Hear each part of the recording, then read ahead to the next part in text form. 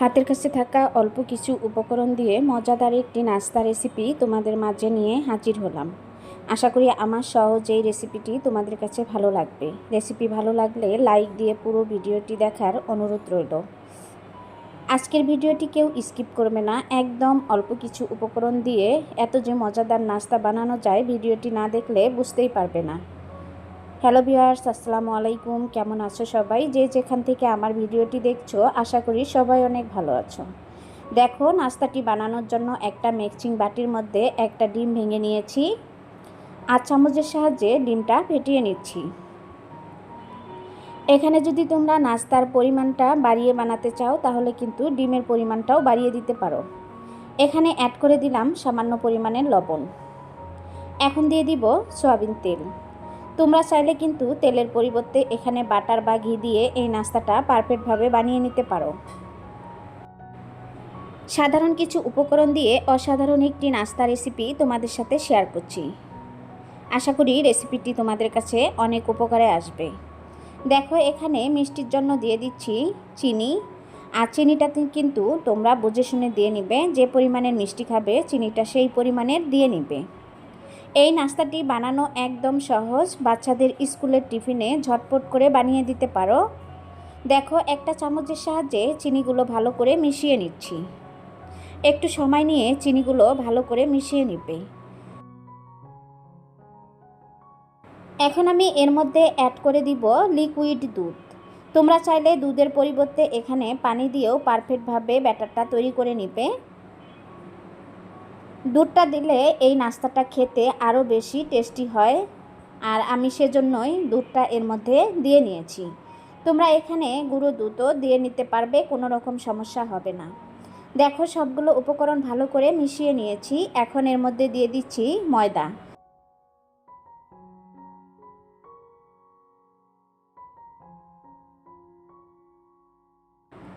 আমি আজকের নাস্তাটা বানানোর জন্য 1.5 কাপ ময়দা নিয়েছি। তোমরা চাইলে ময়দার পরিমাণটা আর ডিমের পরিমাণটা বাড়িয়ে দিতে পারো, নাস্তার পরিমাণ যদি বাড়িয়ে বানাও।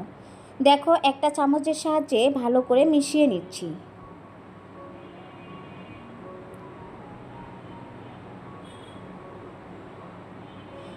এ পর্যায়ে এসে আমার মনে হয়েছে আরও কিছুটা দুধ এর মধ্যে অ্যাড করে দিতে হবে, সেজন্য আরও দুধ আমি এর মধ্যে অ্যাড করে দিচ্ছি। হাতের কাছে থাকা অল্প কিছু উপকরণ দিয়ে পারফেক্ট একটি নাস্তা রেসিপি তোমাদের কাছে শেয়ার করছি। আশা করি আমার সহজ রেসিপিটি তোমাদের কাছে ভালো লাগবে। রেসিপি ভালো লাগলে লাইক দিয়ে পুরো ভিডিওটি দেখার অনুরোধ রইল। ভিডিওটি কেউ স্কিপ করবে না, তাহলে বুঝতে পারবে না আমি কিভাবে এই মজাদার নাস্তা রেসিপিটি তোমাদের সাথে শেয়ার করেছি। এখন আমি একটা হ্যান্ড উইক্সের সাহায্যে ভালো করে মিশিয়ে নিচ্ছি। তোমরাও কিন্তু একটু সময় নিয়ে পারফেক্টভাবে মিশিয়ে নেবে। দেখো, আমি পারফেক্টভাবে মিশিয়ে নিয়েছি। আরেকটু সময় ভালো করে মিশিয়ে নিচ্ছি, এতে আরও পারফেক্ট হবে। ব্যাটারটা যতটা পারফেক্টভাবে মিশিয়ে নিবে, নাস্তাটাও কিন্তু ততটাই পারফেক্ট হবে। একটু সময় নিয়ে অবশ্যই এই নাস্তাটা বানিয়ে নিবে, তাহলে কিন্তু নাস্তাটা অনেকটাই পারফেক্ট আর লোভনীয় হবে। আমি কিন্তু অনেকটাই সময় ভালো করে মিশিয়ে নিয়েছি। একটা চামচের সাহায্যে তোমাদেরকে দেখিয়ে দিচ্ছি কতটা পারফেক্ট হয়েছে। একদম পারফেক্ট আর মজাদার এই নাস্তা রেসিপিটি বানানোর জন্য অবশ্যই আমি যেভাবে স্টেপ বাই স্টেপ দেখিয়ে দিচ্ছি, তোমরাও কিন্তু এভাবেই বানিয়ে নেবে। দেখো, আমার ব্যাটারটা তৈরি করা শেষ। এখন বাটিটা এক সাইডে রেখে দিচ্ছি। এখানে আমি কোকো পাউডার নিয়েছি, একটা বাটি নিয়েছি, আর বাটির মধ্যে আমি 2 টেবিল চামচ কোকো পাউডার অ্যাড করে দিচ্ছি। এই নাস্তাটা আমি লেয়ারযুক্ত করে নেব 2টি কালারে, সেজন্য আমি কোকো পাউডার নিয়েছি। আর এর মধ্যে দিয়ে দিচ্ছি সামান্য পরিমাণের পানি। এখন একটা চামচের সাহায্যে কোকো পাউডারটা ভালো করে মিশিয়ে নিচ্ছি। আমার ভিডিওটি দেখছো কিন্তু একটা লাইক দিতে ভুলে গিয়েছো। প্লিজ একটা লাইক দিয়ে ভিডিওটি কন্টিনিউ করবে। তোমাদের একটা লাইক আমার ভিডিওটি শেয়ারের জন্য কাজ করবে।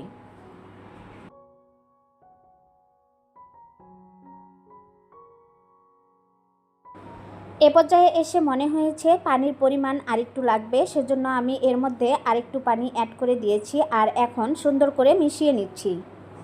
তোমরা দেখতে থাকো আমি কিভাবে মিশিয়ে নিচ্ছি।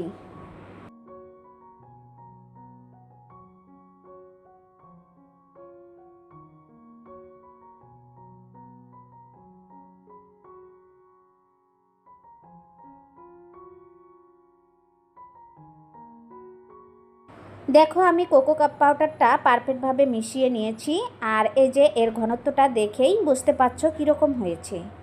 এখন একটা আমি স্টিলের গ্লাস নিব, আর গ্লাসের মধ্যে একটা পাইপিং ব্যাগ রেখে দিব, আর এর মধ্যে কোকো পাউডারটা ঢেলে নিব।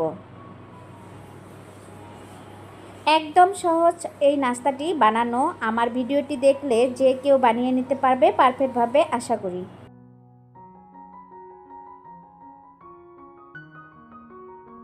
দেখো আমি পাইপিং ব্যাগের ঢেলে নিয়েছি, আর মুখের অংশটা কেটে নিব।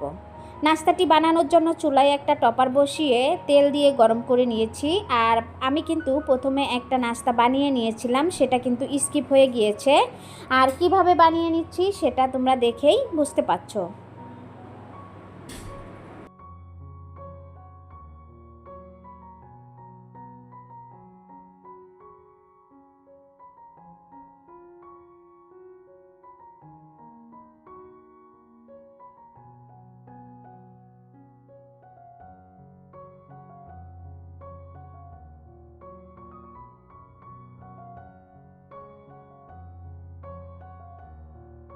উপরে আমি সাদা ব্যাটার করে নিয়েছিলাম, আর সেটা দিয়ে দিয়েছি। আর এখন আমি উল্টিয়ে দিচ্ছি, উল্টিয়ে পাল্টিয়ে নাস্তাটা ক্রিস্পি করে ভেজে নিতে হবে। দেখো আমার একটা নাস্তা ভেজে নেওয়া শেষ, এখন আমি তুলে নিচ্ছি। আর একইভাবে আমি কয়েকটা নাস্তা বানিয়ে নিচ্ছি। এই নাস্তাটা বানানো কিন্তু একদম সহজ। এটা কিন্তু বাচ্চাদের স্কুলের টিফিনে সকাল বা বিকালে নাস্তায় কিন্তু অনায়াসে রাখতে পারো। এই কোকো পাউডার দেওয়ার কারণে বাচ্চারা কিন্তু এই নাস্তাটা ভীষণ পছন্দ করে। একদিন যদি বানিয়ে খাওয়াও বাচ্চাদের, দেখবে যে বারবার তোমাকে রিকোয়েস্ট করবে এই নাস্তাটি বানিয়ে দেওয়ার জন্য। এতটাই মজাদার হয় এই নাস্তাটি।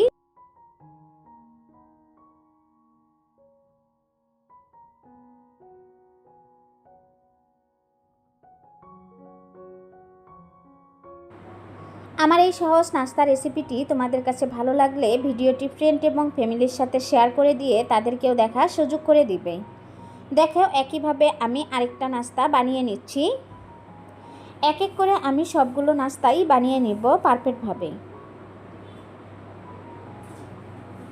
তোমরা যদি কেউ কখনো এরকম নাস্তা না বানিয়ে থাকো তাহলে আজকের ভিডিওটি তোমাদের জন্য।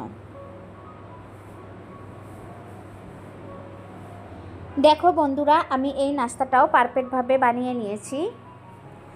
এটা একদম সহজ। পাটিসাপটা পিঠা আমরা যেভাবে বানাই সেভাবেই কিন্তু এই নাস্তাটা বানানো যায়। আমি সবগুলো নাস্তাই বানিয়ে একটা প্লেটে তুলে নিয়েছি। এখন আমি চুলায় একটা প্যান বসিয়ে দিয়ে দিলাম পরিমাণ মতো চিনি। চিনির মধ্যে আমি দিয়ে দিব সামান্য পরিমাণের পানি। আমি একটা চিনির শিরা তৈরি করে নিচ্ছি, তোমরা দেখেই বুঝতে পারছো।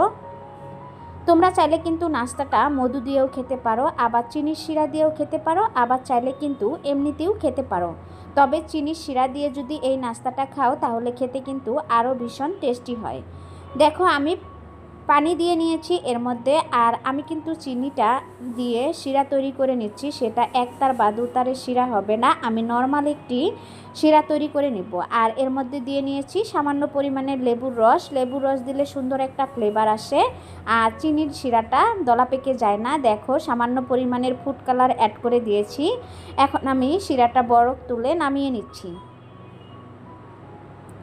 আমার শিরাটা কিন্তু পারফেক্টভাবে বানানো শেষ। আর এই যে দেখো আমি নাস্তাগুলোও কিন্তু ভেজে এই যে প্লেটে তুলে নিয়েছি। মাশাআল্লাহ অনেকটাই সুন্দর হয়েছে সবগুলো নাস্তাই, তোমরা দেখে বুঝতে পারছো। এভাবে যদি বাচ্চাদের বানিয়ে দাও বাচ্চারা তো ভীষণ পছন্দ করবে আর মজা করে খেয়ে নেবে। আবারও তোমাদেরকে বলছি, এই যে দেখো গরম গরম শিরা আমি এর উপর দিয়ে দিচ্ছি। গরম গরম শিরা দিলে এই নাস্তাটা অনেকটাই সফট আর অনেকটাই পারফেক্ট হবে, আর শিরাগুলো কিন্তু ভিতরে ঢুকে যাবে, আর নাস্তাটা খেতে ভীষণ টেস্টি হবে। এই সহজ নাস্তা রেসিপিটি তোমাদের কাছে ভালো লাগলে চ্যানেলটি সাবস্ক্রাইব করে দিবে, পাশে থাকা বেল আইকনটি অন করে রেখে দিবে। আমি যে কোনো সময় নতুন ভিডিও আপলোড করার সাথে সাথে তোমাদের কাছে নোটিফিকেশন চলে যাবে। সময় সুযোগ বুঝে তোমরা আমার সহজ রেসিপিগুলো দেখে নিতে পারবে। আজকের মতো এখানেই বিদায় নিচ্ছি। আল্লাহ হাফেজ।